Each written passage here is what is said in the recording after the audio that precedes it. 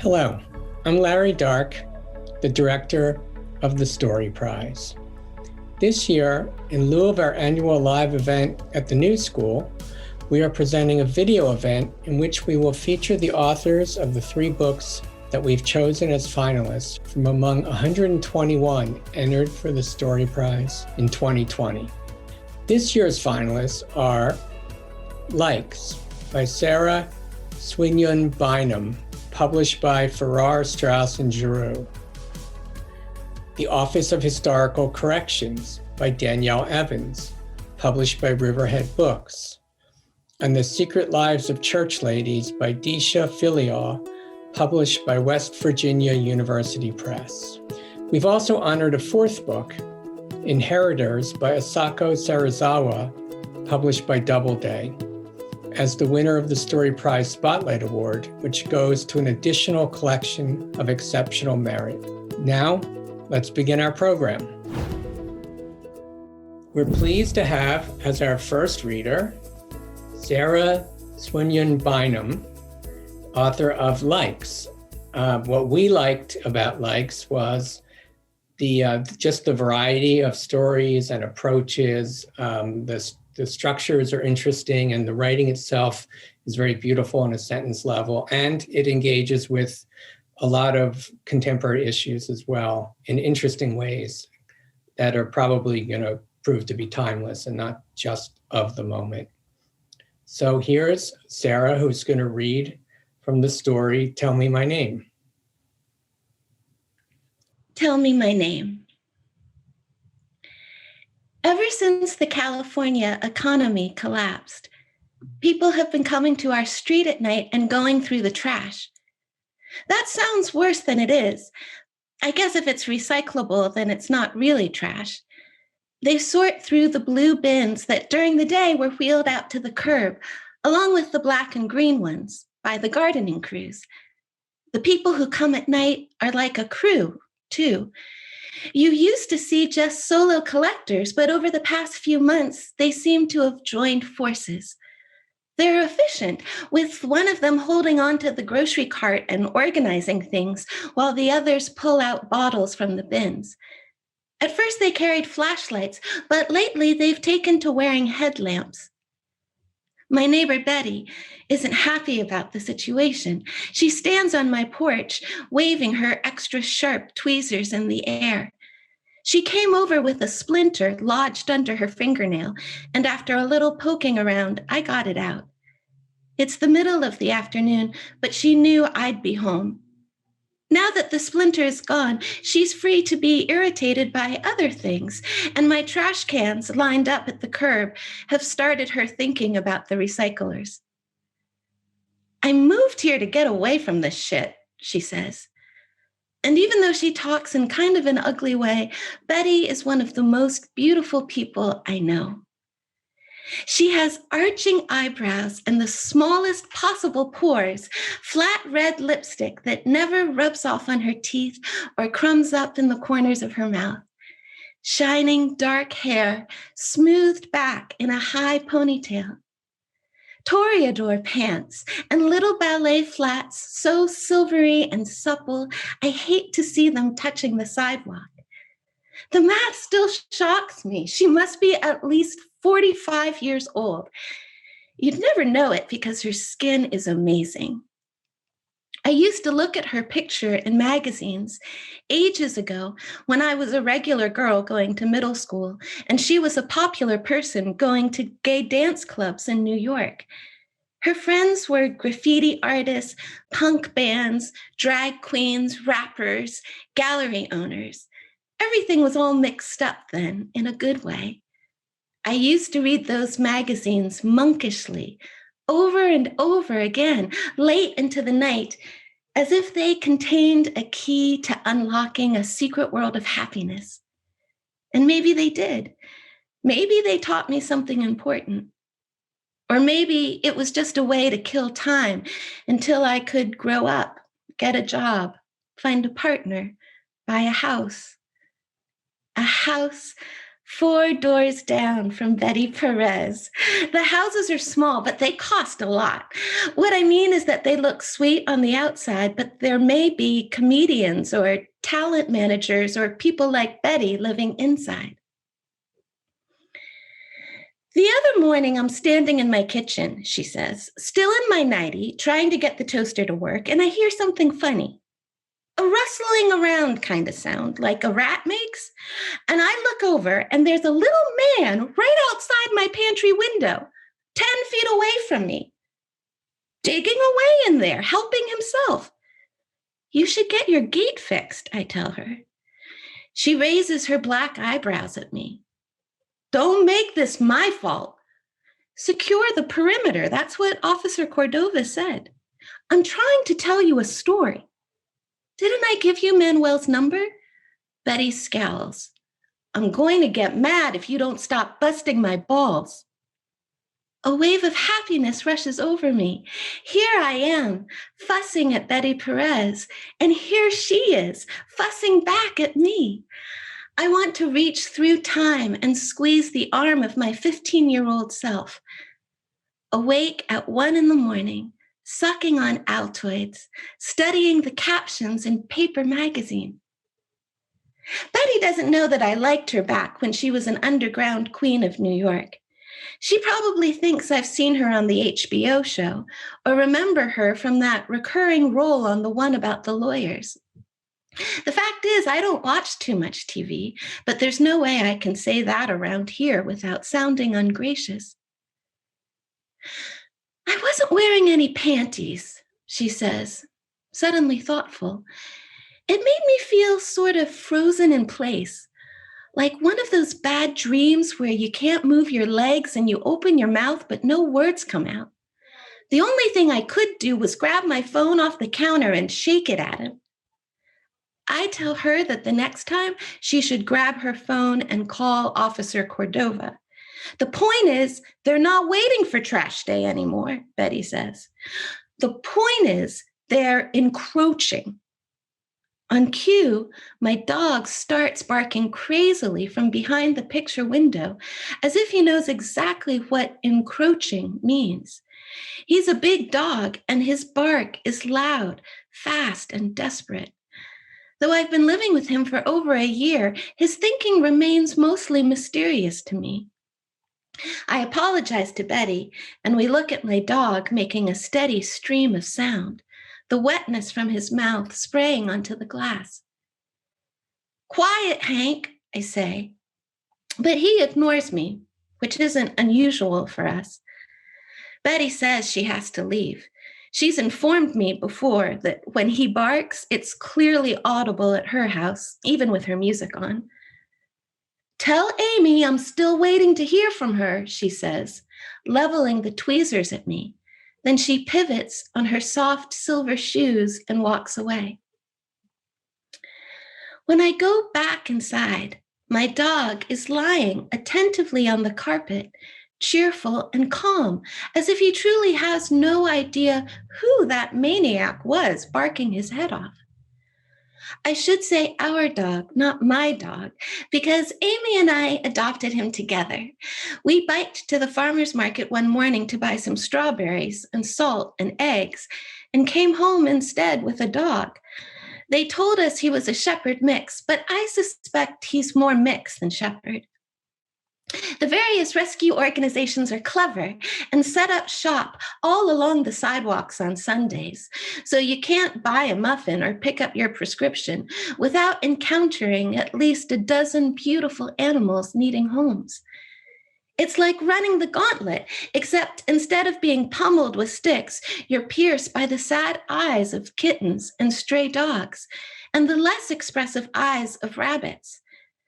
There are always a couple of weeping children, too, who want the animals but can't have them. I wanted a child but couldn't have one, which is partly why we got the dog. Or maybe the dog is our warm-up to having a child. This is how Amy, who is plucky about nearly everything, looks at it. I'm the defeatist. I think the game's already over.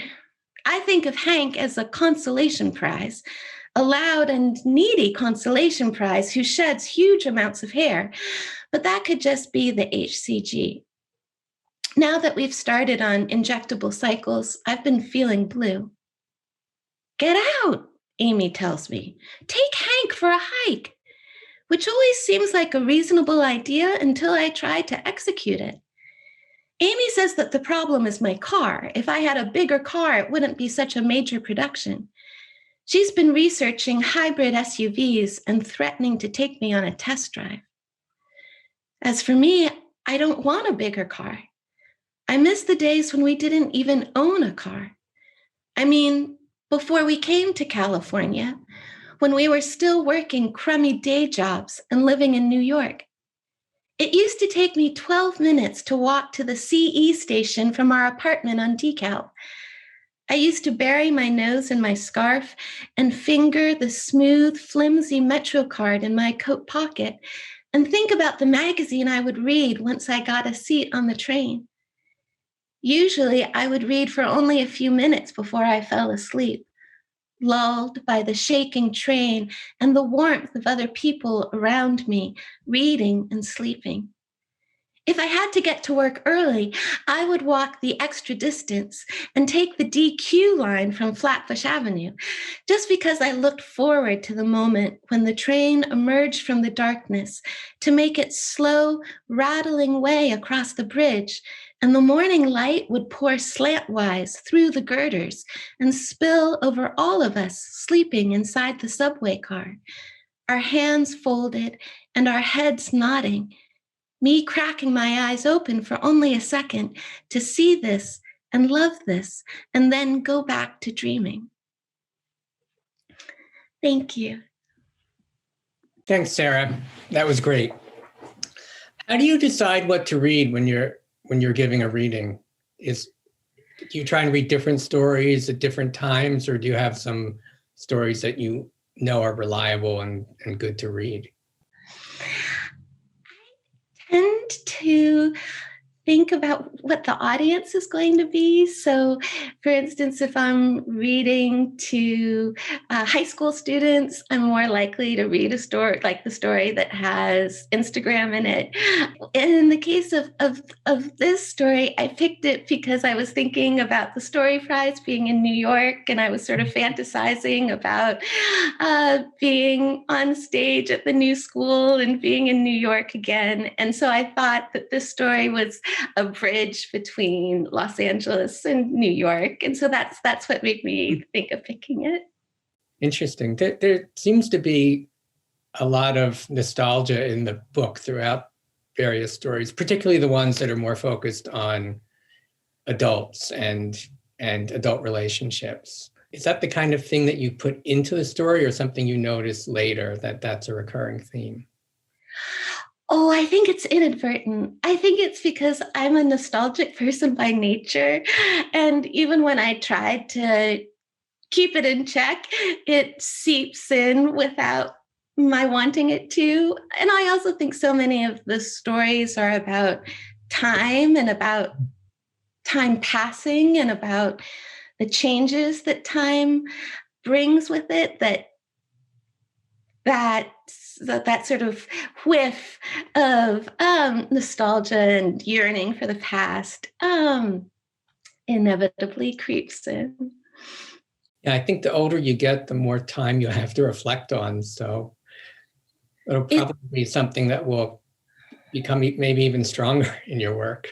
Yes. Well, also, I'm realizing my memory is failing me as I get older. So some of these stories, the impulse to write them came out of urge or a compulsion to capture what I remember of a particular era or a particular chapter in life before I lose it, or before it gets overwritten by other people's versions of it. One of the stories takes place in the 80s and is about coming of age in the 80s. And I was so astonished that the 80s have sort of now come back into the zeitgeist, and there's all of these recreations of what the 80s were like, and what like a shopping mall in the 80s felt like. That it prompted me to want to try to document my own version of that before it becomes eclipsed by the Stranger Things version of it.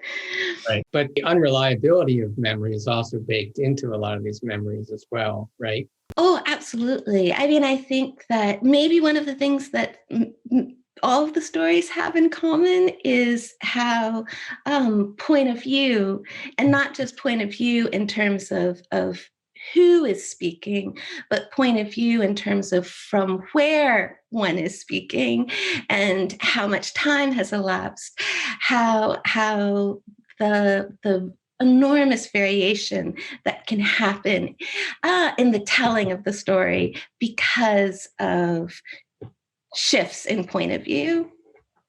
Yeah, that's something I definitely noticed. In fact, I mapped out, I wrote down the different stories, what the points of view are, and you have, first person present tense, like this one is, and then you'll have, a third person where you go into various characters' points of view, and a third person from one character's point of view, and you'll have multiple characters. And I think it's really an interesting aspect of the stories and the collection. And so how do you decide how close to get to the characters, whether it's past tense or present tense, whether it's going to focus on multiple characters or one? Is that does just the story dictate that to you, or do you play with that and try different things out? It's often one of the surprises that happens in the course of writing. So, for instance, the opening story in the collection is about a mother and daughter going to a school fair, and it's an almost sort of Renaissance type fair with lots of pseudo magical elements. And originally, I thought that the point of view would just be the mother's. And as I began writing, I realized that I wasn't being surprised very much, because the mother's take on the surroundings adhered sort of so closely to what I would make of that situation. And it sort of became a rehearsal of my own parenting worries and unspoken anxieties. So it began to feel more like an inner monologue that was already deeply familiar to me. And by actually opening it up and switching it to the child's point of view, I was nervous because I was worried about having to use like kid voice. And there's always that danger of kid voice sounding overly simplified or cloyingly cute. So I initially resisted switching points of view, but I felt somehow that the story, by sticking with the mother, just wasn't telling me anything new. And so bringing in that child's voice was a way to keep writing the story. I mean, I think one of the things I'm always looking for is like a reason to keep writing, and that surprise, and also like the feeling of risk and danger of writing in a child's voice suddenly upped the stakes and made me want to keep writing that one. Right. Well, no 8-year-old probably is going to read this story and say, hey, that's not how we think. That's not what we're like. So I think you're on pretty safe ground sometimes going into that.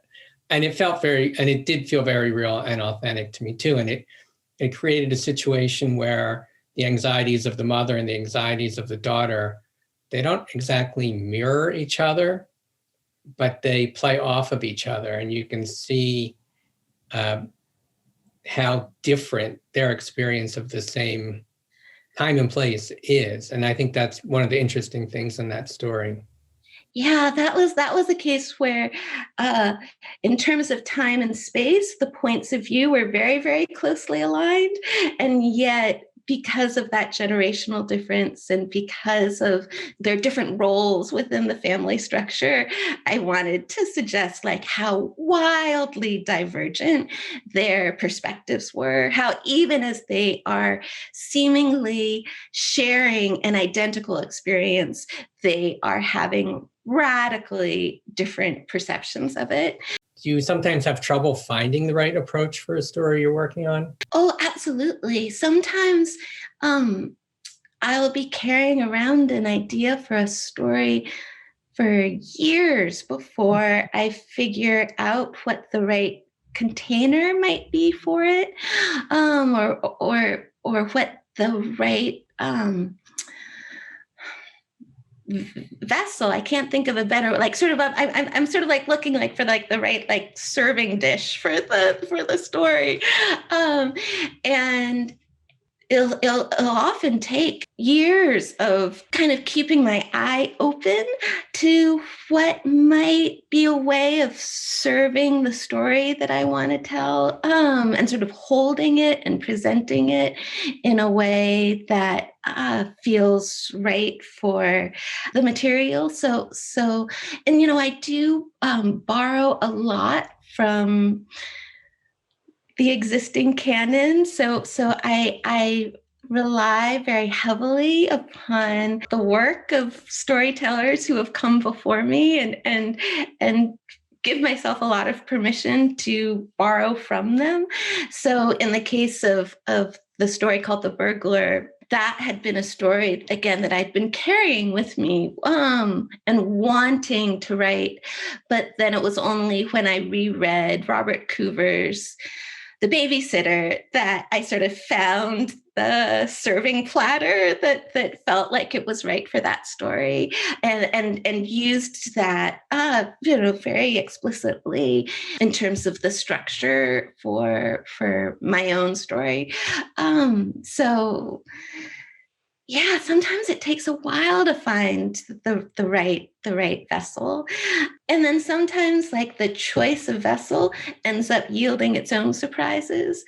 So for instance, with Tell Me My Name, I was wanting to write about the particular way in which inequity and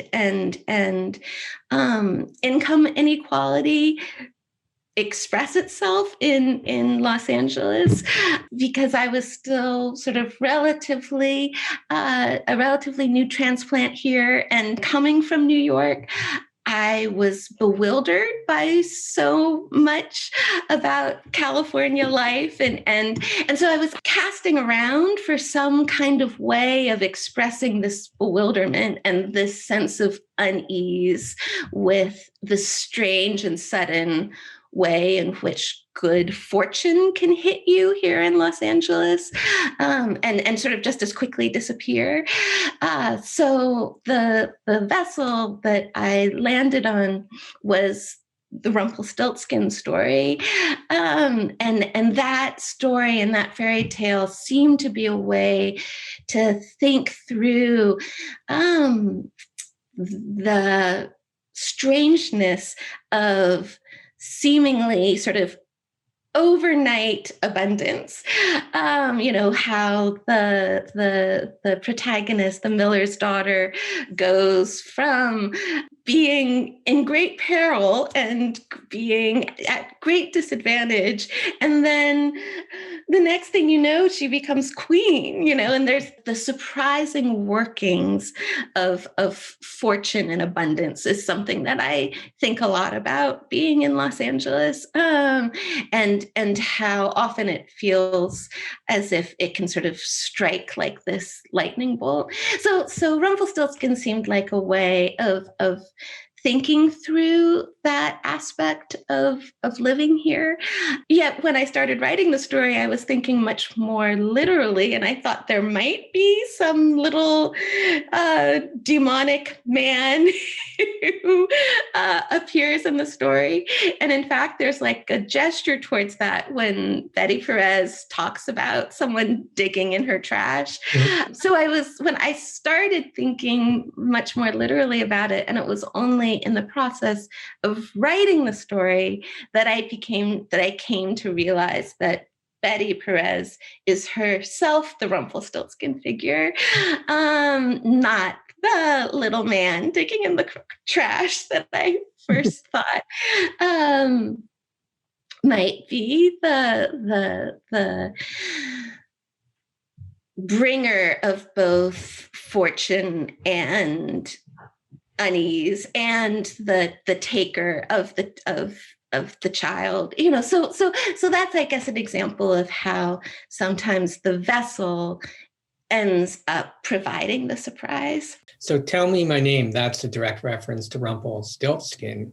But I wondered what it applied to most in the story. There's that part where Betty once is pitching this TV show, and she decides it should be called Betty in the end. So I thought maybe that's part of it. But I also saw the narrator as it applying to her too. And she seems to be a little lost maybe and searching for her purpose to a certain extent. Was that all what you were thinking when you gave that title to the story? Yeah, no, I when I first chose the title, I was looking for some way to bring its Rumpelstiltskin's origins, like just gently to the surface a bit more. So the title provided a chance to do that. But then as I read the story again, and I realized that the narrator herself goes unnamed and is never referred to by name, and is someone who finds herself at a moment in her life where her sense of identity and her sense of purpose is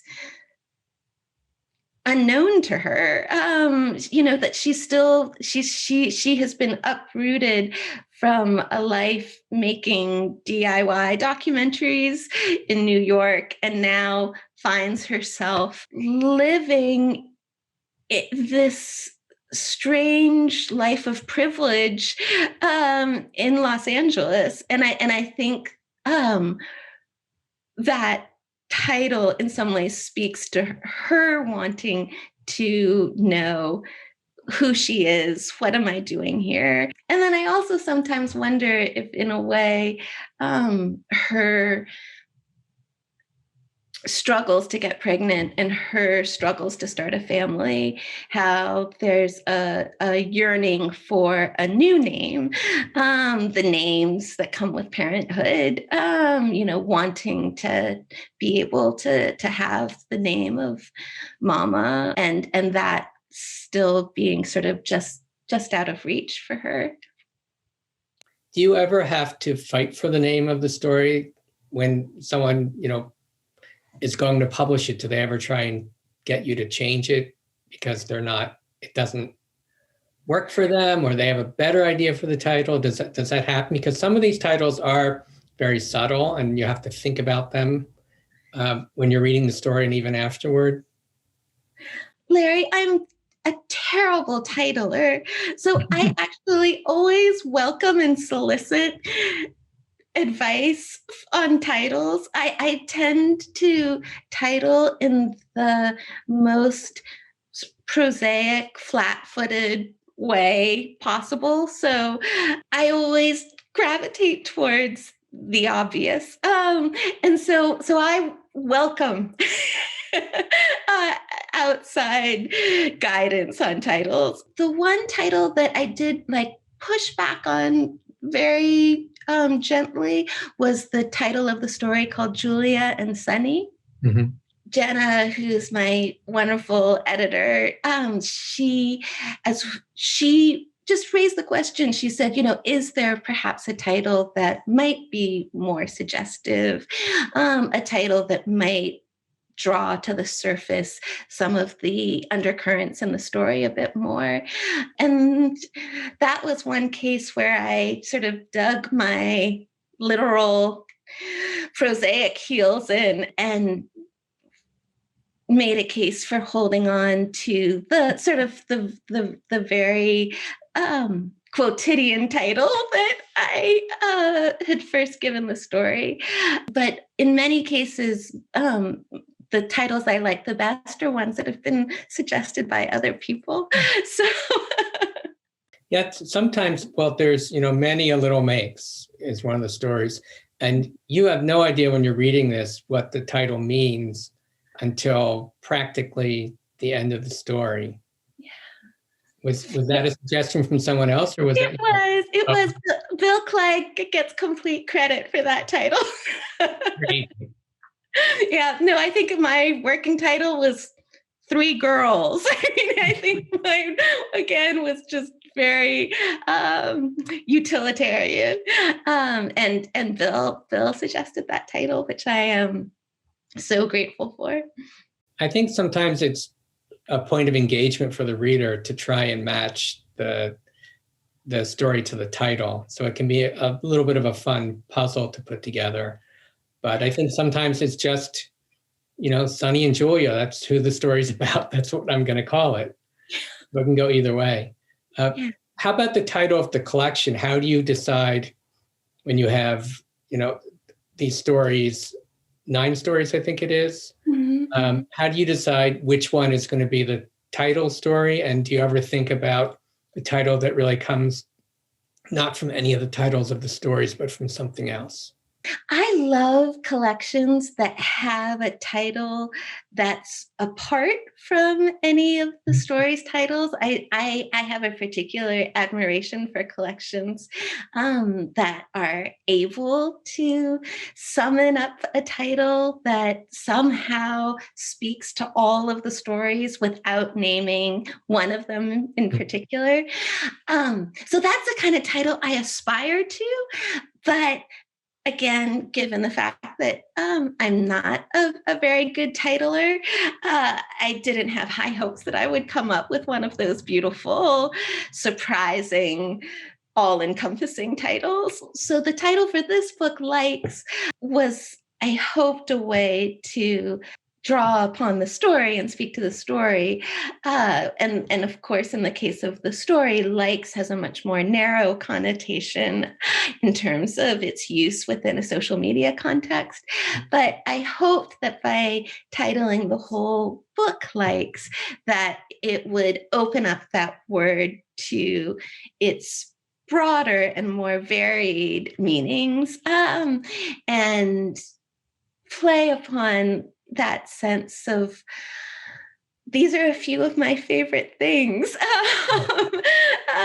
Just the obsessions and the predilections that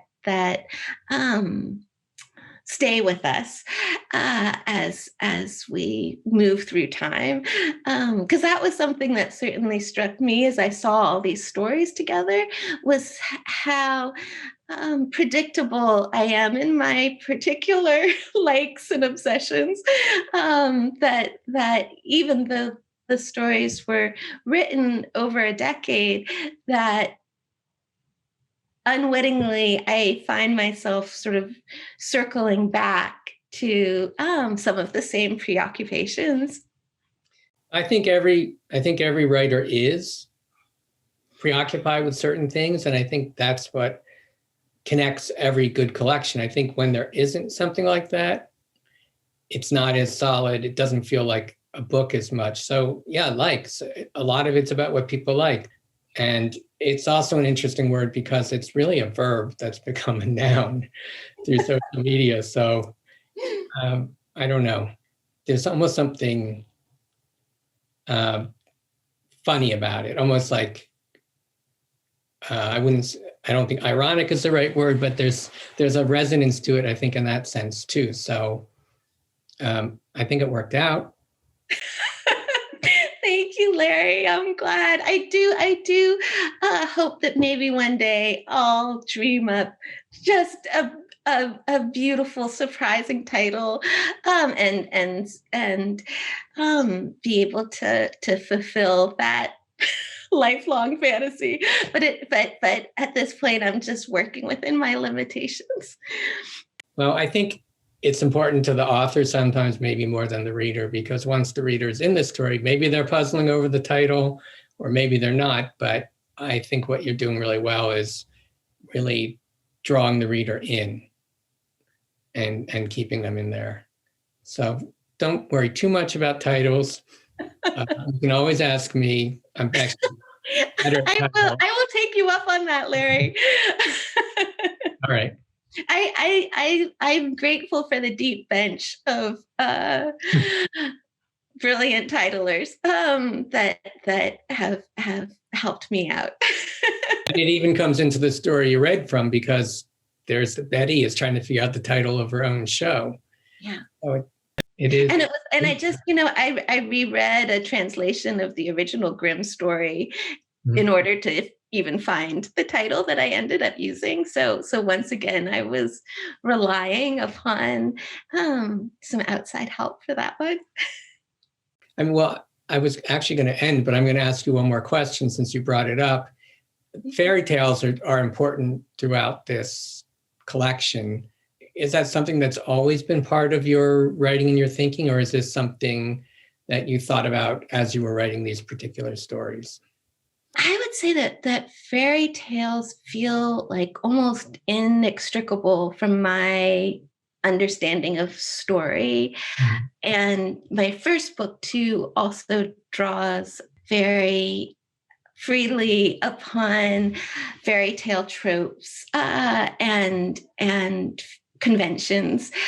And I continue to return to that. Well, again, this was one of the likes that I just have accepted, that I don't resist anymore, because I do find it endlessly provocative, and I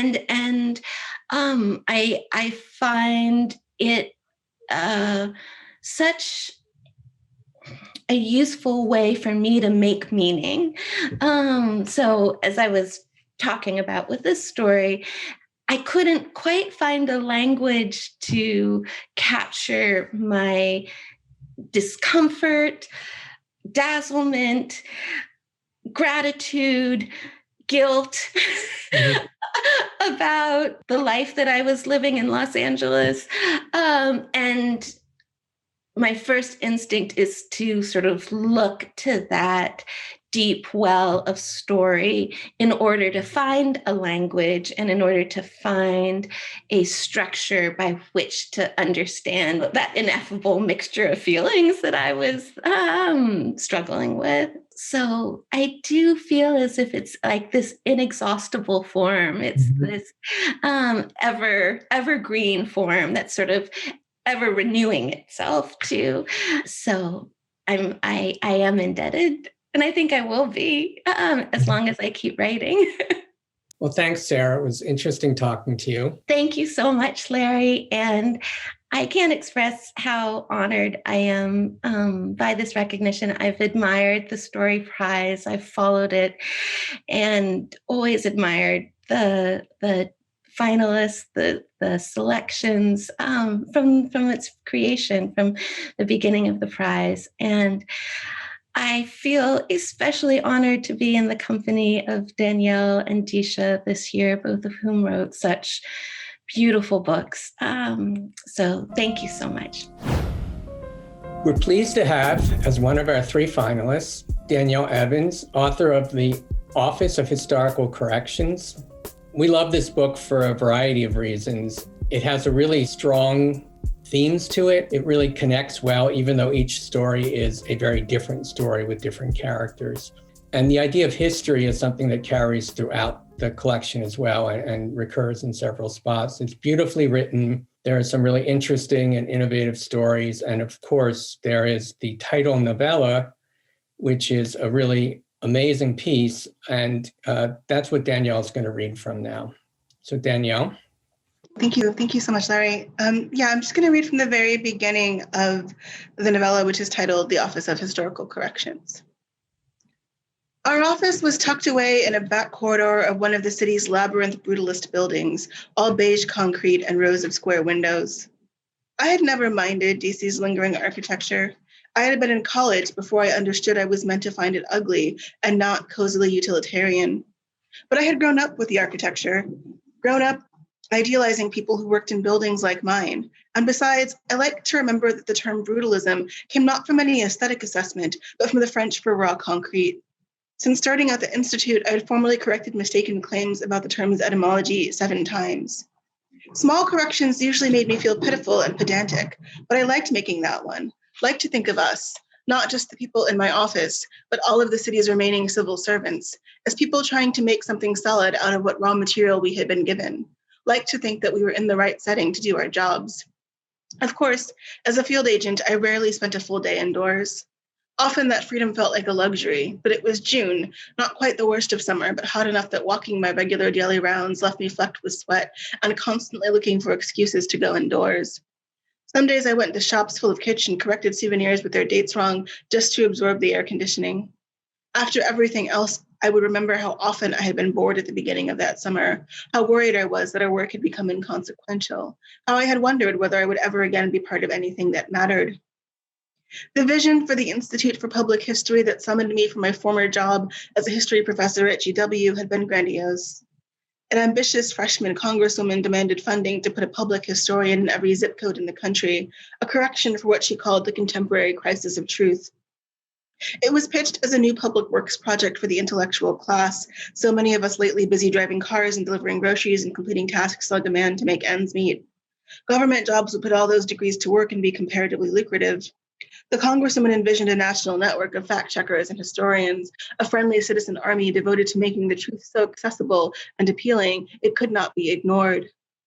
We'd started as a research institute loosely under the direction of the Library of Congress and NIH for a different sort of public health crisis. We were the solution for decades of bad information and bad faith use of it. Our work was to protect the historical record, not to pick fights, Guideline 1, or correct people's readings of current news, Guideline 2. The post-election energy that created us had stalled almost immediately. The former congresswoman was now a TV pundit. At the Institute, we were only 40 people total, 20 of us headquartered in DC. The reduced parameters of our mission often led people to assume we were overzealous tour guides or long-winded museum employees who had strayed from our home base. Some of my colleagues leaned into the misunderstanding. Bills circled monuments, correcting tourists with their facts mixed up, sometimes just by reading them the placards they'd walked by. Sophie rarely worked beyond the Smithsonian grounds. Ed hung out in breweries all day, but he checked in each week with such a lengthy log of plausible corrections, no one was sure whether he was a friendly and efficient drunk or a gifted writer of fictional dialogue. I had been an IPH for 4 years then, and I wanted to take my charge seriously. To keep from falling into routine, I assigned myself a different DC neighborhood each month. For June, I was in Capitol Hill, where shortly after correcting a tourist who thought the Rayburn building was named after Gene Rayburn, I realized it was lunchtime. The block surrounding me was cluttered with restaurants that had puns for names and sold expensive comfort food from ostentatiously nostalgic chrome countertops. It all felt sinister, and I had settled on pizza when I walked past a bakery, its pink awning reading "Cake Every Day Count" in loopy cursive that mimicked frosting. I hated the name, the attempted double entendre failing to properly even be a single entendre. But it was Daniel's birthday, and I caught the towering cupcake tree in the window display, heaps of red and cocoa and gold. Cupcakes would seem light and full of options, I thought. And so I walked in and considered flavors before deciding cupcakes were wrong. A variety of cupcakes would say I was a child who could not make up her mind, or else invite him to imagine the opposite, me fully domesticated and walking triumphantly into a PTA meeting, as if that were the future I was waiting for him to offer me. I walked farther down the counter, past the wedding cakes and the photorealistic DC landmark cakes and the cakes carved into shoes and champagne bottles and cartoons, looking for something unobtrusive. The correction was so minor that 4 years ago me would have decided it wasn't worth it. The display cake read Juneteenth and red frosting, surrounded by red, white, and blue stars and fireworks. A flyer taped to the counter above it encouraged patrons to consider ordering a Juneteenth cake early. We all know about the 4th of July, the flyer said. But why not start celebrating freedom a few weeks early and observe the anniversary of the Emancipation Proclamation? Say it with cake. One of the two young women behind the bakery counter was Black, but I could guess the bakery's owner wasn't. The neighborhood, the prices, the twee acoustic music drifting out of sleek speakers. I knew all of the song's words, but everything about the space said who it was for. My memories of celebrating Juneteenth in DC were my parents taking me to someone's backyard barbecue, eating banana pudding and peach cobbler and strawberry cake made with Jell-O mix. At not one of them had I seen a $75 bakery cake that could be carved into the shape of a handbag for an additional fee. The flyer sales pitch, so much hanging on that, we all know, was targeted not to the people who'd celebrated Juneteenth all along, but to office managers who'd feel hectored into not missing a Black holiday, or who just wanted an excuse for miscellaneous dessert. And I will stop there. That was very good. Thank you. Let me ask you, since it leads up to that, but I don't think you got to it, she makes a correction there, and maybe you can tell us what that correction is. Yeah, she corrects the flyer. The flyer's history is sort of incorrect in that it says that Juneteenth celebrates the end of slavery, and in fact, Juneteenth celebrates a particular day in which the news years after the Emancipation Proclamation reaches Texas. So it's a sort of small correction and yet a larger correction in the space of sort of what we understand or remember about history. And it's funny because this book was in galleys over the summer where there was a lot of that conversation was actually happening, where there was a sudden move from Juneteenth being a holiday that was sort of well known in particular communities and maybe not necessarily as widely celebrated outside of that. And I thought, oh no, everyone's going to think that I'm like writing back to the news, because I feel like I saw that exact conversation and correction play out in multiple places. But it was already in galleys, and so I thought it was too late to change it to something less topical. Well, your narrator says it's a minor correction, but I think that's an open question whether it really is. I think some people would think it's an important correction to make. And I think that's really in the texture of the whole novella, is what is worth correcting, what is correctable, and what's factual versus what is maybe more of an emotional truth. It's not a question, but I can make it. Yeah, no, I think that's exactly it. I think this is one of the two places in the book where that question is most explicit. And I think it's part of this sort of subtext or thematic work of all of the stories in some way, that sort of question of what is it worth correcting the record on and what can be fixed or communicated. And so the last two things I wrote for this collection were this story and one other that felt like the most literal version of that question of kind of what we do with gaps in the record. But I realized once I'd written the very explicit version that that's this question I've been asking all along in all of the other work too. It's funny that you mentioned that you felt like it would almost be too on the nose in a way for the time when the book came out. But I think that's a really interesting thing about the collection is when it came out, even this year, 2020, it felt so timely, but of course you weren't writing it, in 2020, you weren't writing it to what was going on. So why do you think it was such a perfect match for what was going on? I'm trying to think of an optimistic answer because both of my answers, I'll give you my two pessimistic answers and then maybe I will talk to myself into a third optimistic answer by the time I get to the end. Partly I think I'm always interested in thinking about race and thinking about structure. And so I think that happened to be a time when that conversation was happening publicly, but those conversations have always been happening, in particular communities. And so I write a lot about women, I write a lot about Black characters, and I write a lot about people who understand their structural position. And so the difference between their interior lives and their exterior lives is shaped by that. It's shaped by their understanding of kind of how power works. And that's true, of course, of all, I think, good, complicated fiction. But I think it's often people who understand themselves to have some kind of marginalized position have a very explicit understanding of power dynamics. And that is always a part of my work. And I think that was a part of the national conversation in the last couple of years and in various ways because of things that sort of made it into the news. So it's not like new material for me. I think it just happened to be at a point in the culture where lots of people were talking about it.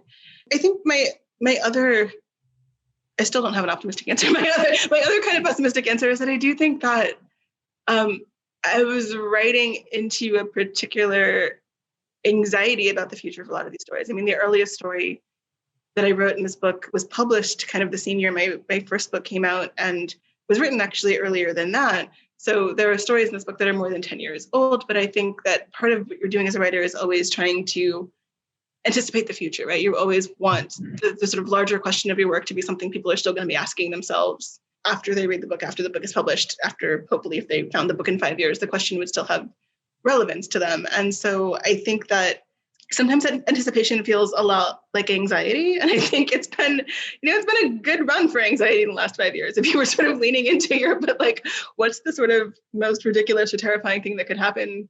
Instincts, you might get a good story, and you might also have nailed the future for a lot of the last 5 years. So I do think that that's part of what the book was coming out of. Was I think that its two operative emotions are probably anxiety and grief, and unfortunately I think that was the prevailing emotional space of the last year, and possibly a long time before that for a lot of people. I don't think you can go wrong with anxiety and grief. It's always they're always there. And I think you made a good point with your first negative answer, which I didn't think was that negative, which is it felt timely to people whose awareness might not have been that great until that moment.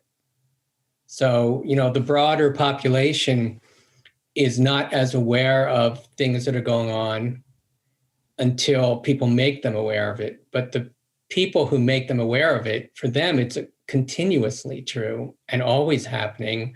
And it's not rising to the surface. It is the surface. So that's really how I read it. And, I'm one of those people who during this time became more aware.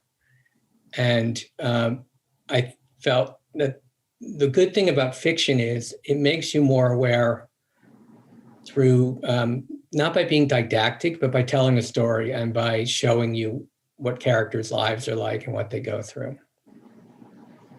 Let me ask you about the grief, because I think that's definitely something that comes through this story. And you mentioned it, you did an Instagram post for us, thank you, a guest post that mentioned the main themes, and grief was one of the ones you mentioned. How do you think it plays out throughout the collection? And because you wrote these stories over several years, did you feel that your feeling about that changed over that time?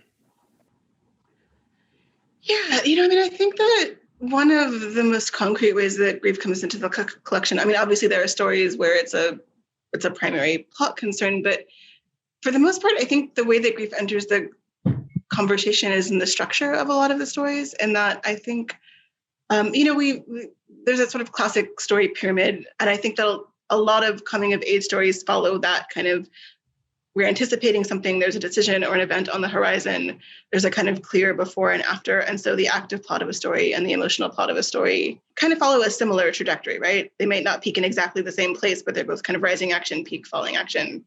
And I think that stories about things that are life-changing or life-shattering events that are not about choice often have to play with that model a little bit, right? That there's that model works really well for people who are facing some sort of climactic decision, but when the climactic thing happens to you, it's sort of, how do you plot that, right? You don't want to say, well, if you hadn't done X thing, this person wouldn't have died. If you hadn't done X thing, this trauma wouldn't have happened to you. That the world doesn't work that way. But at the same time, you're reading a story, you want there to be some sort of plot, you want there to be some sort of forward motion, or a sense that you're sort of ending the story at a different place than you started. And so often what you end up with is stories where the active plot is something that is actually not super consequential, but the gravity is coming from the emotional plot or the sort of undercurrent or subtext of the story. And so there is a plot resolution. There is something that hopefully you're invested in and care about as a sort of narrative momentum. But what the story is really about is the moment when whatever's underneath it kind of breaks to the surface, right? The story is about all of the things someone's doing to evade or avoid some kind of grief or trauma or tragedy. And the actual kind of moment when the story feels like it cracks open is when whatever that is comes to the surface of the distraction, and not necessarily when the plot turns. And sometimes, not to say that the plot's unimportant or uninteresting. Hopefully it's both of those things. But part of what the structure is doing is allowing a kind of evasion that at some point has to drop away for the story to have the gravity that it wants. And so I think that that's a thing that probably I didn't do intentionally at first, but I did think a lot intentionally about in revising is sort of how is structure working in the story? How is time working in the story? Where is the thing that the story is actually about coming in? Where am I suggesting that there's something happening other than what's happening on the surface early on in the story, so it doesn't feel like a sort of sudden shift in direction? Where am I thinking about evasion and lack of self-awareness on a level of characterization? Where am I thinking about what a character won't look at and how can I get the reader to see it? Yeah, that's interesting. And I think it's interesting to think about these stories are written over, different years. And when you're pulling together a collection, I think that's maybe the first time you see it as a book, if it's a traditional collection like this one is. So what was that like? Did you find that you were rewriting some of the older stories more? Or did you just find that there was a connection between everything, even though you might not have known that all along? Yeah, I definitely found the thematic connection. I think that I figured that out before I finished the book, but I would say about half of the stories got substantial revisions once I put them together in a collection, and half were kind of as is. And they were the oldest stories and the newest stories. I think there was stuff that was relatively new that I looked at it again and said, I could still do something to this.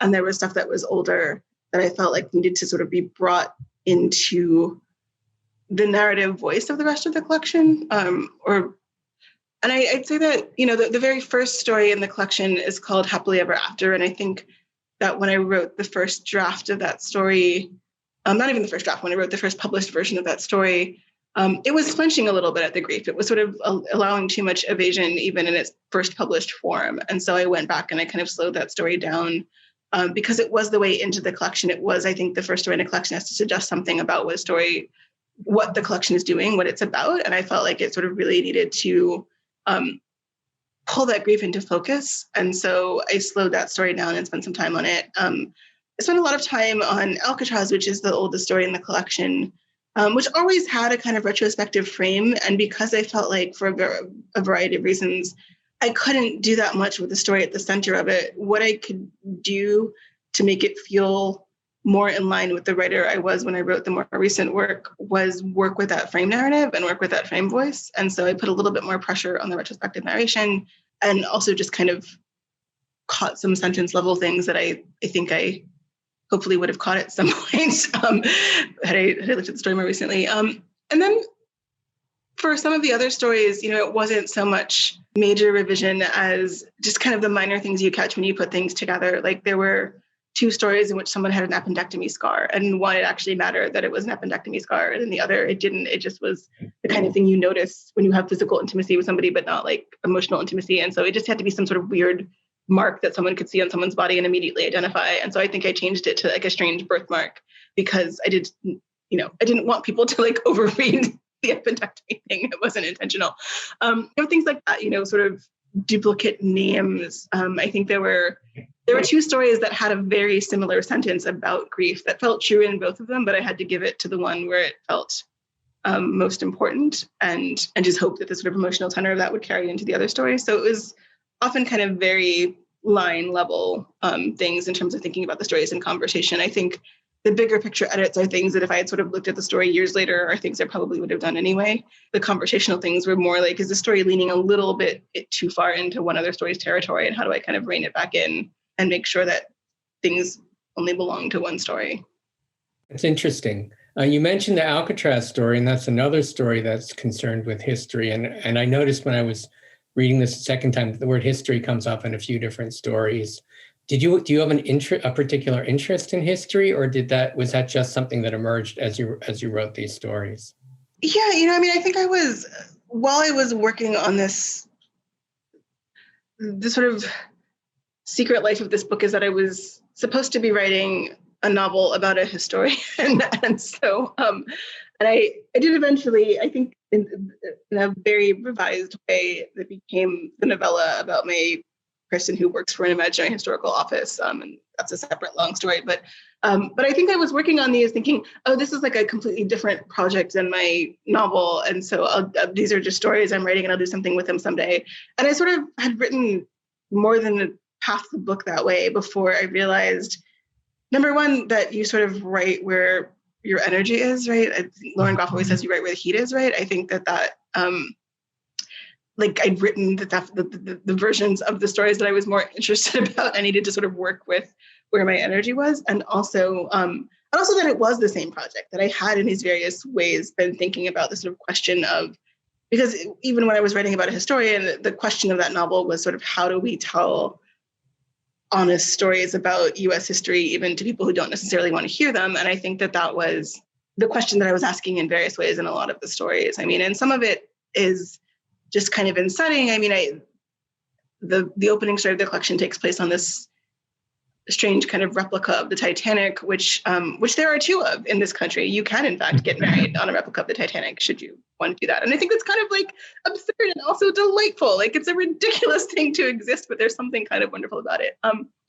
I, my interest in Alcatraz was more personal in that a lot of the sort of family history at the core of that story was actual family history. It's the only story that I've ever given anyone the approval to sort of say, like, do you want this published or not? And that's part of why I had trouble revising it, because I'd given the earlier version to my mother before it was published the first time and said, like, if you don't want this published, I won't publish it. And she liked the story. And so I felt kind of the weight of that in the revision, is that I did feel like I needed to do some things to it to make it a story that fit in this collection, to make it a story that felt like I would write it now and not, 12 years ago. But I also felt like I had made a promise, and some of that had to be fixed, because I didn't want to change the things that felt, like my mother couldn't sign off on a revision. So, but it was a stranger kind of more personal history that I think partly did come from a long time ago, having gone to Alcatraz expecting to have some kind of emotional experience and finding it was a tourist place, right? And like the difference between what we expect to find in a place and what we actually find is often vast and interesting. And I think one of the most interesting ways for me to think about place, which is also always about history, right? I think the physicality of history is so much captured in how we encounter a place, versus how we remembered it, versus what it's telling us about what it's going to be someday. And so I think a lot of that resonance is just kind of finding a way to ground the question in something concrete. Just to give people some context who haven't read it, the characters go to Alcatraz, a mother and daughter and a cousin, and one family is Black and one family is white, and they're going because their common grandfather or great-grandfather, depending on the generation, had been in Alcatraz when it was a military prison, and narrator's mother had been trying to clear his name for many, many years. Is that accurate? Yeah. And so I should say, it's sort of very loosely based on family history. I did try to find my long lost cousins, but they never showed up. So they should have answered my email. But instead, I sort of imagined what that would have been like. And obviously, I took a lot of liberty with the family history, and my actual great grandfather had a longer and happier life post prison than the man in the story does. So I don't want to suggest it's completely beholden to fact, but it was tied enough to fact that I felt some ethical responsibility to let the people who lived through it sign off on it. You also said when you put up those photos on Instagram that the novella, the story you read from, is really what brought the collection into focus. How did that idea come to you? Where does that come from? It's very original. And let me just explain a little bit more than people might have gotten from the reading. But it's about an actual government bureau that is correcting history, which I think you did read. And it's a novella, so it's longer. And the main character has to go to Wisconsin to set the record straight, or to try to set the record straight. Partly in relation to a colleague of hers who's a friend she grew up with, or a frenemy, more like than a friend. And that's where a lot of the action is in that story. And it's really a fascinating story. Can you speak to how you came up with the idea of this? Was it inspired? Was it something you've been thinking about for a while? Did it develop gradually?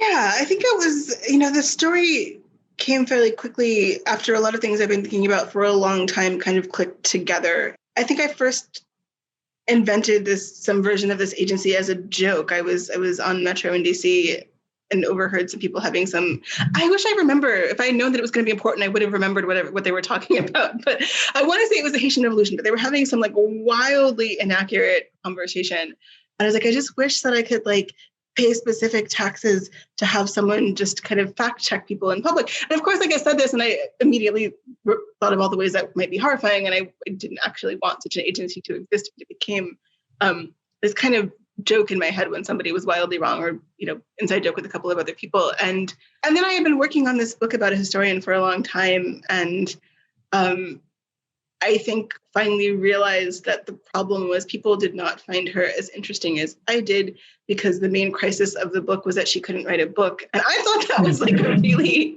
serious problem, but apparently other people were like, but this is not an interesting conflict.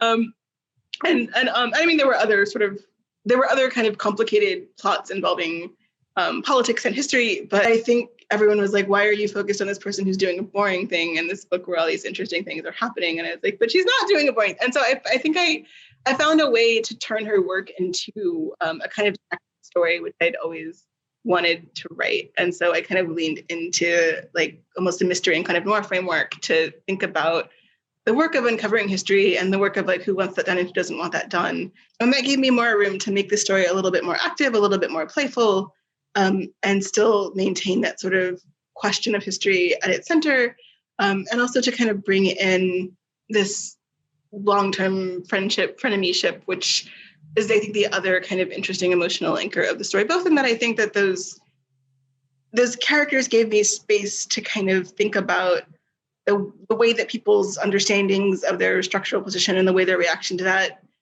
is formed, and the way that changes over time, because they sort of move in different directions in the course of their lifetime, but also about the long-term space of friendship, which I think is a really interesting relationship. I mean, we think a lot about the marriage plot because it has resolution, right? Because either you marry someone or you don't. But friendship is interesting to me because it's a choice you have to kind of make over and over again. It's possible to end a friendship without any spectacular event or decision being made. It's possible to sustain a friendship in a way that feels passive, but is actually a series of kind of repeated choices. And so I think friendship is a really interesting relationship for a story, because it creates a kind of inherent rhyming action, right? Why are you still choosing that friendship all these years later as a very different person? Or what is the breaking point that made you not choose that friendship anymore? Yeah, there's a great line in the story where the character realizes that in a way, this frenemy is almost more like a relative, because it hasn't necessarily been a choice all along. They're sort of bound together and have to deal with each other, and there's no avoiding them. They're almost really like sisters or cousins or something like that. Yeah, I mean, I think I just gave a very academic answer about friendship, but I'm probably also fascinated by friendship because I'm an only child. And so it's sort of the longest term ways of looking at myself come from the people I've been friends with the longest. There are other stories where friendships are really important too. So I think that's definitely another aspect of the collection that carries through several of the stories. Okay, I think I'm going to end here. I could talk to you much, much longer. Thank you very much, Danielle. Again, we meaning the Story Prize, those who read for it, which is mostly me, really enjoyed this collection. And I think you've done a wonderful job. And I think even though it might have been of the moment in some ways, I think it's a book that's going to prove to be timeless as well. Well, thank you. Thank you so much. Okay, thanks. Have a good one. Okay, you too. We're pleased to have as a finalist for the Story Prize, Disha Philios. She's the author of The Secret Lives of Church Ladies, which is a collection we loved. And the title pretty much tells you a lot of what the book is about. It's in that world of church ladies. Not every story, there's a lot of variety within that, but it's a very good thematic title for the book. The stories are very vibrant. There's a lot of energy to them. They're fun to read, and they're really beautifully crafted. And Disha's going to read tonight from a story called Snowfall. Disha? Thank you, Larry. Just to give a little context, the voice that you'll hear, our narrator, her name is Arlita, and she's talking about herself and her girlfriend, Rhonda. When my teaching job at the university brought us here last summer, we knew there would be snow, but we didn't know the stuff would shape the course of so many of our days and nights. Neither of us has fully mastered driving in the snow yet, and our experience with Uber drivers has been hit or miss. So we stock up on groceries and run as many errands as possible on clear days. But it's not just the snow. The cold temperatures alone have kept us in binge watching episodes of The Office and having Thai food delivered. There's just something about being out in it that makes us mildly cranky and singularly focused on getting to the next heated place. We were born and raised in warmer places, Georgia and Florida. Warmer too in the residual charm, polite smiles, and gentility of the white people whose ancestors owned ours. In the South, the weather does not force tears from your eyes, causing the faces of passing strangers to register worry about you for a millisecond. It's the wind, you want to tell them, but a millisecond is not enough time. In the South, the weather does not hurt you down to your bones or force you to wake up a half an hour early to remedy what has been done to your steps, your sidewalk, your driveway, and your car as you slept. But the South has hurricanes, they say. Yes, but not damn near daily, not for a full quarter of the year. You tell people up here that you're from the South, and 9 times out of 10, they say the same old thing. I'm sure you miss the sunshine. Rhonda and I both miss taking sunshine and easy morning commutes for granted. But what we really miss are the laughter and embrace of our mothers and grandmothers and aunties, kin and not kin.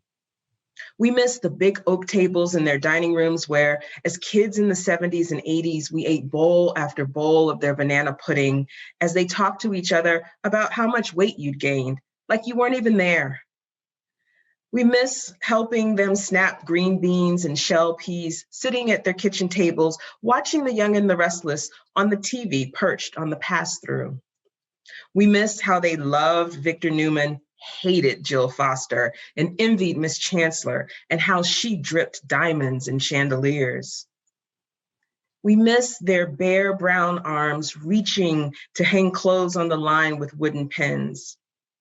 We miss their sun tea brewed all day in big jars on the picnic table in the backyard, then later loaded with sugar and sipped over plates of their fried chicken in the early evening. We miss lying next to them at night in their 4-poster beds with 2 soft mattresses covered by iron sheets and 3-generation-old blankets. We miss their house coats, perfumed with absorbent junior liniments and hints of the white shoulders they'd spritzed on from an atomizer that morning before church. We miss tracing the soft folds in their skin when we held hands and watched our favorite TV shows in their beds, Dallas, Dynasty, Knots Landing, and Falcon Crest. We miss how they laughed and were easy with each other, how their friendships lasted lifetimes, outlasting wayward husbands and ungrateful children. Outlasted that time, Alma caught Joe cheating, and she whacked him on the top of the head with the sword he brought back from the war, but he told the people at the hospital he didn't know who did it. Outlasted having to hide your medicine bottles and your shoes because otherwise 7 of your 9 children were liable to steal them. We miss how they seemed to judge everyone but themselves. Or maybe that judgment was in the nerve pills they procured from the Chinese doctor on Bay Street who didn't ask questions. We miss their furtive cups of brown liquor on Friday and unabashed cries for Jesus come Sunday. We miss their one gold tooth that made us wonder who they had been as young women. We miss their blue crabs, the shells boiled to a blood red in wash tubs atop bricks over makeshift fires built in the yard. The wash tubs reminded us of cauldrons full of rock salt and cayenne-drenched water, bubbling and rolling, mesh bags of seasonings and halved onions and peppers floating on top, along with potatoes and ears of corn. We miss how they stood over those cauldrons like witches stirring a potion, with sweat beading on the tips of their noses and smoke swirling around their hands and wrists. They wielded long-handled spoons to press the frantic, flailing crabs toward their deaths. We miss how they made our Easter dresses and pound cakes and a way out of no way. But we lost all those things when we chose each other. Only the memories remain, which is why, even though we grew up in different places, so many of our bedtime conversations start with, remember when? As we lie there in the dark with our nostalgia and nothing to distract us from it, not even each other, not anymore. Thank you. Thanks, Disha. That was really beautiful. You really paint a picture there. Thank you. And that's another thing I think I really like about this book is there's a lot of sensual detail, sight, sound, smells, and it really puts you there. Is this the only story in the collection that's set in the North, that's definitively set in the North? Yes, you could argue that Not Danielle could be anywhere. Right. It's not particularly Southern.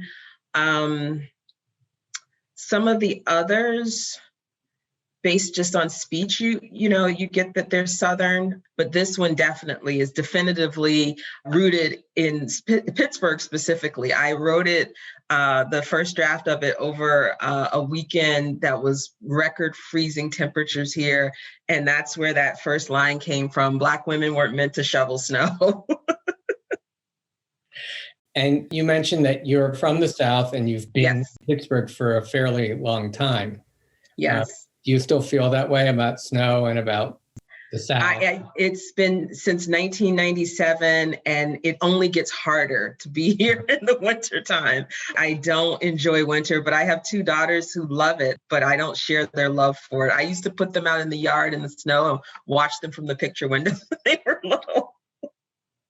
Let's talk a little bit about your title and the book. Now, this is not unheard of, but a little bit unusual for a collection to have a title that is not a title of one of the stories. Yes. At what point did you think up the title? Did that come before a lot of the stories, or was that something that came at the end of the process? It came before. At that point, I had only written 2 of the stories. And it was my agent who suggested that because I had stalled on this novel that I'd been working on forever, but I was working on these short stories and I wasn't thinking of them thematically, but I grew up in the church and I have a lot of nostalgia for my hometown of Jacksonville, Florida, for the South. And those memories and those women, they live in my imagination. And so that's why they show up so much. But I hadn't said, I want to write about Black women's sex in the Black church. That at that time, I was just writing stories. But it was my agent who saw the theme and thought that I could get intentional about building a collection. And she referred to them as church lady stories. And now that the book is out, I wish I could, I had some great story about when I came up with The Secret Lives of Church Ladies, but it was sometime thereafter and before I finished the other stories, because I sat down and I wrote an introduction to the collection just to ground my thoughts about sort of where did my interests come from and what was it that I wanted to say about Black women's sex in the Black church. And so there's no introduction to the book now, but I wrote one and that was the title that I had in mind at the time, and we kept it. And, until you just mentioned it, it didn't occur to me that, yes, lots of collections, it's usually, one of the story titles is the title of the collection. But I think because it's so provocative and really just draws you in, I'm guessing that's why my press was interested in keeping it. It's a pretty, accurate summary of the book. Yeah. Well, I mean, you can't summarize the whole book through that title, but that is the world we're in for most of the book. And of course, in this story, we're in it too, through their memories and their nostalgia for it. And each story is a different set of characters, I believe. Right. There's two stories that are connected, but only by one line, where there's an aha moment when you realize that the narrator in this story is the adult, a younger character from an earlier story. And I had not planned that. But I think subconsciously, I wasn't ready to let that girl go. And then she just popped up again with that line. And I thought, oh, it's her. And it just worked out. But other than that, the stories are not connected. What are the two stories? So Peach Cobbler, the main character is Olivia. And then there's instructions for married Christian husbands. The narrator doesn't have a name, but she said something definitive that lets you know who she is, that she's Olivia all grown up.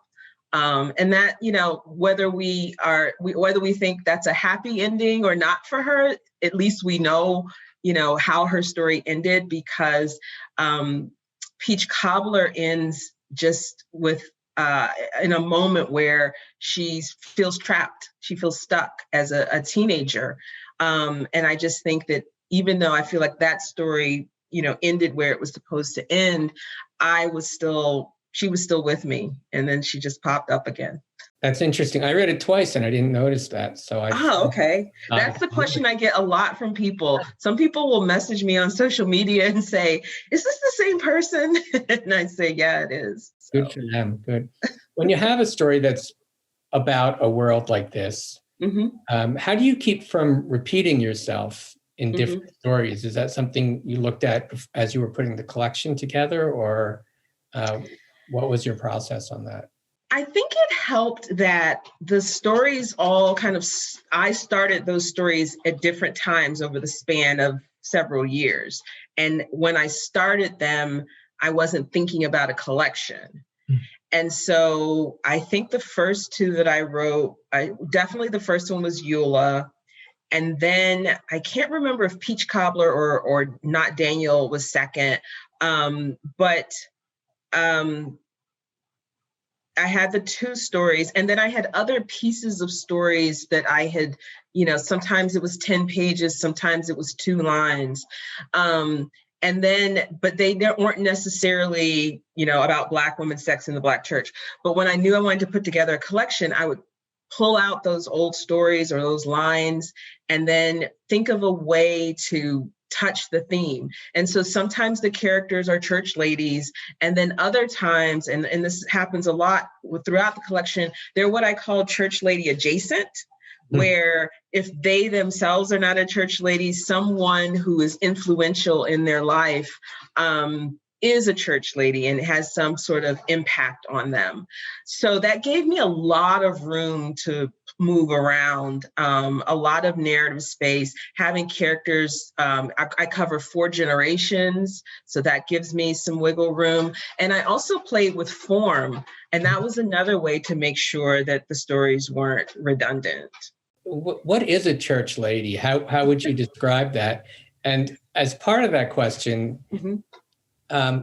why is a church so important to a church lady? What is their attraction to it? Is it their own upbringing, or is it something else? So a church lady is someone whose set of values and way of seeing the world is rooted in the teachings of the church that she probably has gotten since childhood. Not always. So that would be my kind of loose definition, and I'm talking specifically about Black church ladies and looking at the role of the church in the Black community informs why it's so important, the church is so important to a church lady. So, when after slavery and starting with emancipation, or actually even during slavery, Christianity was a tool that enslavers used to, that some of them really believed that they were saving the souls of these enslaved people, but others used Christianity as a tool of continued suppression and oppression. You can get people to not revolt and rebel if you tell them your reward for suffering in this life is in the next life. And so that was something that enslaved people could embrace. Becoming a preacher for the men enslaved men, that was a role that they could take, a leadership role in their community. But it was also, Christianity was also a lens for rebellion, the exact opposite, where, people like John Brown would feel called, by God to disrupt what was happening. So enslaved African Americans, or they weren't African Americans at the time, but enslaved people of African descent had those early roots in Christianity. Then with emancipation, the church was one of the first social institutions. The first schools for formerly enslaved people were in churches. And so then here comes another opportunity for women to lead, to be teachers, and to have that kind of social order. And so then we started to embrace, basically the puritanical teachings of the church and all of the restrictive things that the church teaches about women. So it's really deeply rooted. And we know it's rooted in our culture. Even people who don't consider themselves church folks, there's still these binaries, that we talk about, the Madonna whore, the good and evil. And we know that real life just usually isn't so rigid. The absolute obsession that the evangelical church has with sex and sexuality, in particular women's sex lives and reproductive lives, all of that goes into how church women see themselves and see the world, and what they teach their daughters, which comes through in these stories as well. Right. And it maybe because your characters are female, but I get the sense that it's a very female-dominated world, except maybe for the preachers or pastors. Exactly. That's another dynamic. The Black church is overwhelmingly female in terms of the church body and membership, but then overwhelmingly male in leadership. So there's that whole dynamic. And what message does that send? So there's where we see the double standards and the hypocrisy and all of those things. How conscious were you of these analytical thoughts you have about it when you were writing these?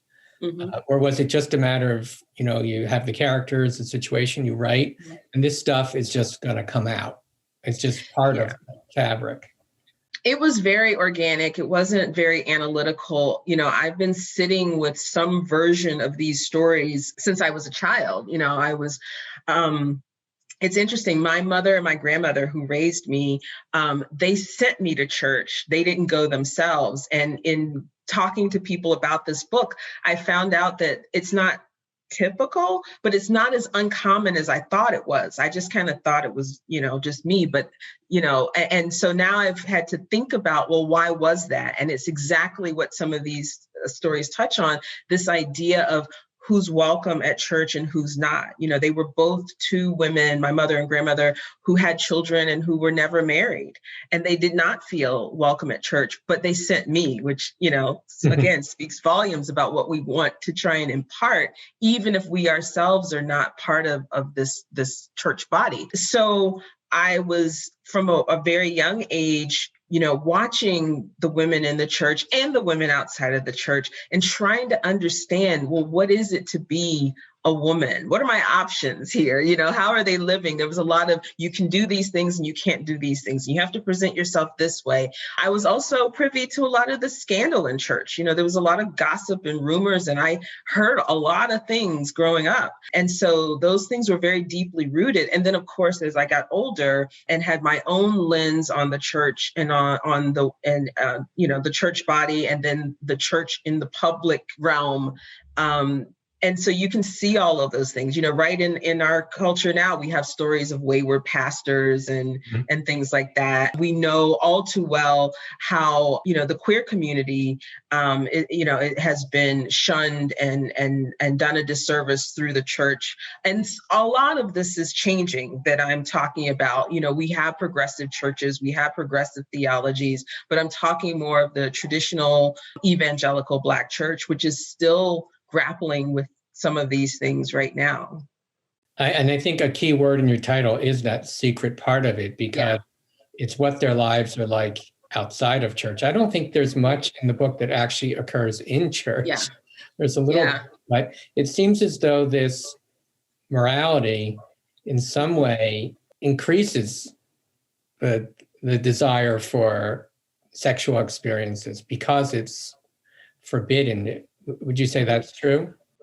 Well, it's just human nature, you know? I mean, so we're hardwired with desires for touch and for intimacy and for sex. I mean, we're created as sexual beings. And then here comes this structure and these mandates and these dictates on what we can and can't do and with whom and all of those things.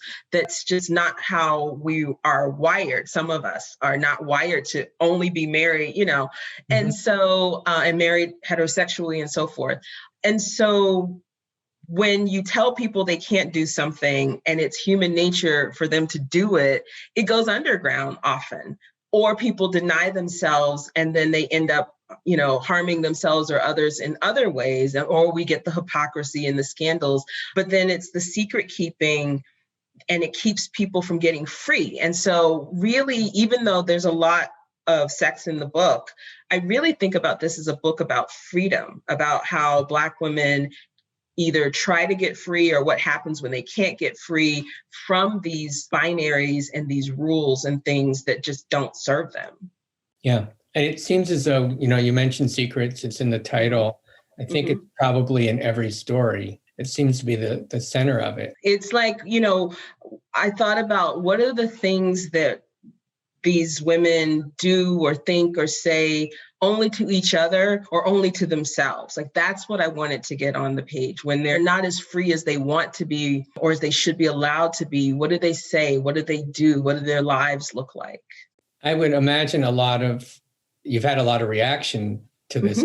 Probably, I don't know if it's, if you've met with any disapproval, but I would think that a lot of people would really relate to showing.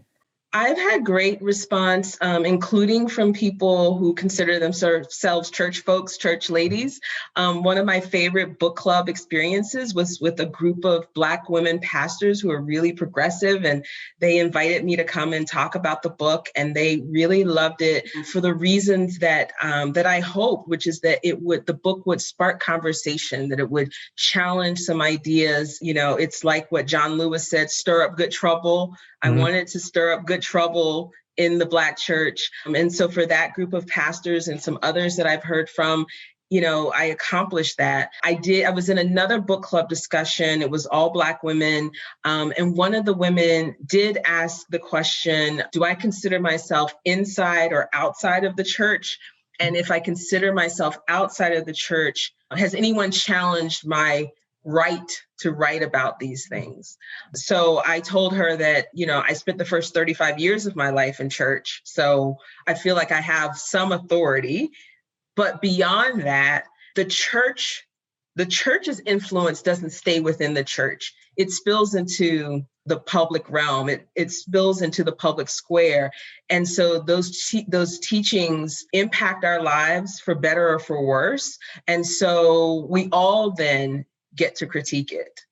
So that was my response to that. That's as close as I've gotten to hearing criticism. You know, no one's felt the need, I guess, to write to me to tell me they didn't like the book. I don't read my Goodreads reviews, so maybe they're there, or Amazon. I don't read those. That's interesting. I would think this could be scandalous to some people, but I also think things have changed. Yeah. Philip Roth wrote about his background, and it was scandalous to, Jews from northern Jersey, and they felt like he almost had revealed secrets, had shown too much. But maybe it's just a different time now. Maybe people, I think, have more insight into their own world and the other words too. Absolutely. I hope you weren't disappointed that you didn't get any backlash for it. No, I'm not. I don't want the backlash. There's some people who kind of court controversy, and that really energizes them. I'm not one of those people. I think you have a lot of sympathy for the characters. I don't think you're writing against that world. I think you're writing about it. Yeah, I think that's it. I think about Pedro Almodovar, the Spanish filmmaker. He made this film called Bad Education, and people read it as his middle finger to the church. And he's like, I've been making films for 30 years. Like, why would I suddenly now, need to give the Catholic Church, the middle finger? This film is about these boys, and that's how I feel about this. This is not, it is a critique of the church, but that's not what it is primarily. Primarily, it is about Black women getting free. And the church plays such a big role in that for so many of us that it's part of it. The church played a role in my life from such an early age that it's part of, my DNA as a writer. But my focus was not on, I'm going to take on the church. That's just not even that interesting to me. Mm-hmm. You mentioned that you have been working on these stories for a while. How long has it been from, when you first started to write them? I think the oldest story, or the oldest snippet of, beginning of a story, is probably 5 years now, 5 years, earlier that I started. Some of these stories, I wrote down a couple of lines and then never touched it again for a year. Other stories, like Instructions for Married Christian Husbands, that I had about 10 to 15 pages of a traditional narrative. Mm-hmm. And even though it's not the last story in the collection, it's the last one I wrote. And when I pulled out those pages and I really wanted it in the collection, I had no interest in the story I had written, but I liked 2 parts of it. And so I pulled those parts out, and this would have been, right before my deadline. So this would have been written in 2019, but I started those 10, 15 pages, at least a year before that. And so I just salvaged the 2 pieces that I liked and then built a new story around them. I think one interesting thing about the book is that it's published by a university press. Yes. So not only that it's published by a university press, but it's gotten a lot of acclaim and attention, which is usually hard for books like that. Yes. So how did that journey come about? So my agent connected with the director of the press when I was still working on my book. And they were talking about his vision for the press and the kinds of books they want to publish going forward. And she shared with him what I was working on, and he was interested even at that point. So once my manuscript, the whole manuscript wasn't ready, she marketed my book as a partial manuscript with 6 stories in it. And so, of course, the West Virginia University Press was part of the pitch list. And he was still in love with the idea, once he actually got to see some of the stories. It's a press that focuses on the region that we're in. So even though these stories are set in the South, I'm in this region, but also just the, growing into building their fiction list and works by Black authors and authors of color. All of that was part of the way that they wanted to expand their list. And my book was a good fit for that. And, my first book was a nonfiction book on a smaller press. So I didn't know really what to expect. I was very surprised that a university press was interested in my book.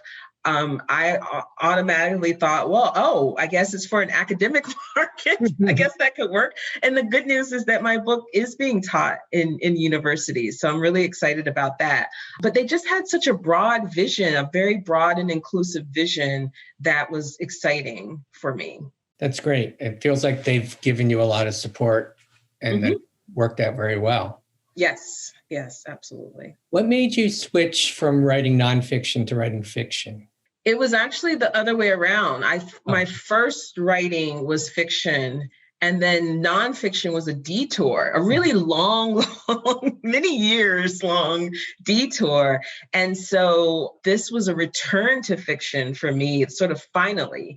I am very proud of all the personal essays I've written and all of the in my first book on co-parenting that I co-authored with my ex, but I've always felt like I'm just trying to get back to fiction. And so I finally was able to do that. So it's pretty fluid for me. I like telling stories. And so sometimes those stories are true and usually about some facet of my life or something I've observed in the world. And then sometimes those stories are from my imagination. So I'm at home with both. Sometimes, I'm going to say this and immediately regret. I was about to say nonfiction comes easier, but I don't know if that's necessarily true. I think I have to take each situation as it comes. Neither is easier, I guess. But when I think the scope of something like a collection of essays or a novel, very different than, an essay.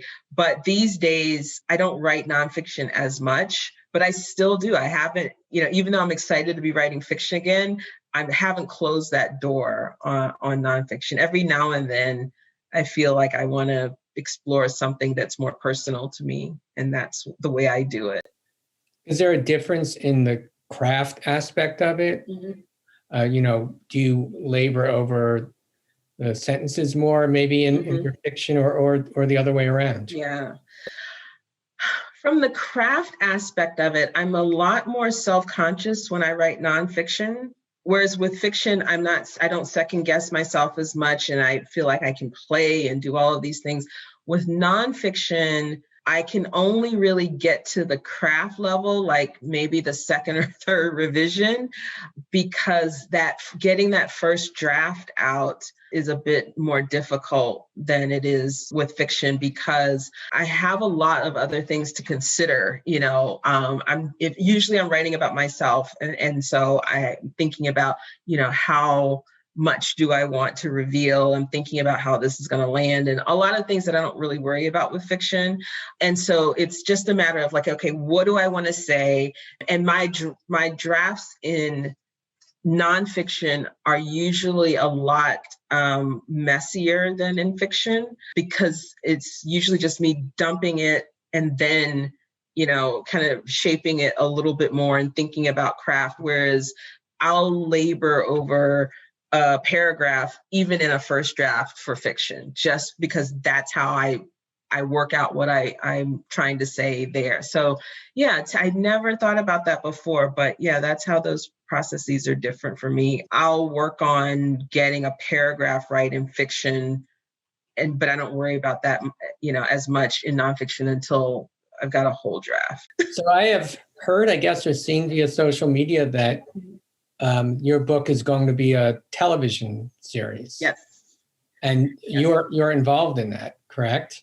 Yes, I'm so excited, not only for the adaptation that HBO Max and Tessa Thompson would be interested. I'm really honored, but that I also will have the opportunity to write the pilot and to executive produce along with Tessa. I'm just thrilled about that opportunity, really excited to go back to these stories, have them on screen, but also go further with them, seeing maybe playing with some of the connections between the stories, having the opportunity to do that is really exciting. So do you think when you put it together, you might sort of weave them together more than go story by story? Is that? I I'd like to. I mean, we're still figuring all of that out, but that's one of the great things about doing a series is that not wedded to just one story or one story at a time, but looking at ways that they could be connected in a single world. That's a possibility. And then you have to worry about season 2 and season 3. Exactly. And all of that. Exactly. But I'm going to try and approach it like I approach my nonfiction writing, which is let's get the draft first and then worry instead of, obsess over little pieces like I do with fiction. Well, thank you very much, Disha. It's been a pleasure talking to you. Likewise, Larry. Thank you. It's a very enjoyable book. I hope that people who see this will have either already read it or are planning to. Yes. Thank you. All right. Thanks, Disha. Bye. Thank you, Danielle, Disha, and Sarah for your fantastic readings and conversations. And thank you to this year's judges who had the hard job of choosing the winner. It's my pleasure to announce the winner of the 2020 Story Prize. It goes to Disha Filia for The Secret Lives of Church Ladies. Congratulations, Disha. Here is the wonderful Story Prize Bowl. Hello. First, thank you to my ancestors, those known and unknown. Thanks also to Larry Dark and Julie and Jay Lindsay and the Chisholm Foundation. It is their generosity that makes the Story Prize possible. To the many readers, bookstagrammers, book clubs, independent booksellers, and reviewers who have embraced The Secret Lives of Church Ladies, thank you. I am blessed to have the most supportive, loving friends and family in the world. Thank you all. And to my daughters, Taylor and Peyton, I love you. I am also grateful to my agent, Danielle Chiatti, for all of her guidance and for first suggesting that those church lady stories I was writing could become a collection. Thanks to Derek Krisoff, Sarah Georgie, and the small but mighty team at West Virginia University Press for believing in this collection and pairing that belief with immense support and respect for my characters' lives and for their voices. Kiese Lehman, thank you for being a gateway and for helping me and so many other Black writers have a seat at the table on our terms and to tell the stories that we came to tell. And finally, and always, to Black women, I wrote this book for us. May we always be free. Thank you.